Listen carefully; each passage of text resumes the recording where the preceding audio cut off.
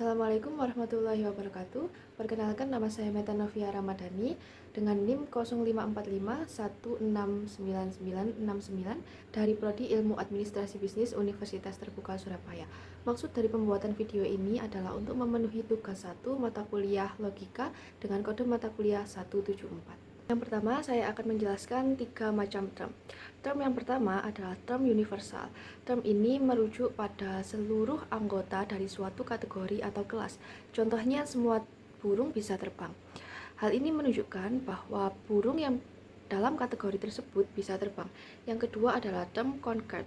Term ini menunjuk pada sesuatu yang dapat ditangkap oleh panca indera seperti benda dan objek nyata. Contohnya, meja dan kursi. Meja dan kursi ini bisa kita lihat dan kita sentuh. Kemudian ada air, yaitu objek yang bisa kita rasakan dan juga bisa kita lihat. Yang ketiga ada term singular. Term singular adalah term yang merujuk pada suatu individu, objek, atau entitas tertentu secara spesifik yang hanya merujuk pada satu objek saja. Contohnya Prabowo sebagai Presiden Indonesia. Hal ini merujuk pada satu individu saja, yaitu Prabowo. Soal yang kedua, saya akan menjelaskan beberapa bentuk logical fallacy serta bagaimana cara menghindari logical fallacy. Yang pertama adalah ad hominem. Ad hominem ini di mana seseorang menyerang pribadi lawan bicara bukan pada argumennya. Contohnya, jangan bertanya pada dia karena dia merupakan peringkat terbawah di kelas.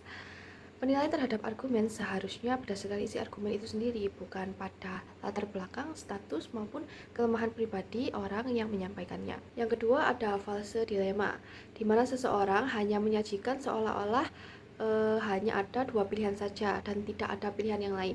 Contohnya, kalau kamu tidak kuliah, maka kamu tidak akan sukses.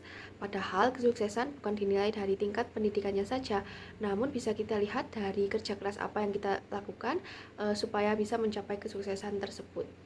Dan yang ketiga ada strawman fallacy. Strawman fallacy terjadi ketika seseorang memutarbalikkan atau menyederhanakan argumen lawan agar lebih mudah diserang. Contohnya ketika saya berbicara dengan lawan bicara saya mengatakan bahwa kamu perlu menambahkan warna di bibir kamu. Kemudian dia menjawab, jadi menurutmu saya jelek.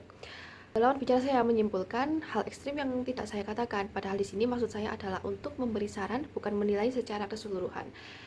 Ini merupakan bentuk penyederhanaan dan mengubah maksud dari apa yang sebenarnya saya sampaikan. Yang terakhir yaitu cara-cara menghindari logical fallacy. Yang pertama, fokus pada isi argumen, bukan pada siapa yang menyampaikannya. Kedua, gunakan definisi yang jelas dan tepat, serta hindari kata-kata yang bersifat ambigu dan bermakna ganda. Yang ketiga, periksa apakah hubungan sebab akibat dalam argumen dapat dinilai secara logis atau tidak. Yang keempat, hindari menarik kesimpulan secara umum dan berlebihan dengan menggunakan data yang sedikit. Dan yang terakhir, pelajari berbagai macam bentuk logical fallacy agar kita bisa menyadarinya ketika logical fallacy tersebut terjadi pada diri kita. Cukup sekian penjelasan yang bisa saya sampaikan untuk menjawab soal mata kuliah logika. Kurang lebihnya saya mohon maaf. Wassalamualaikum warahmatullahi wabarakatuh.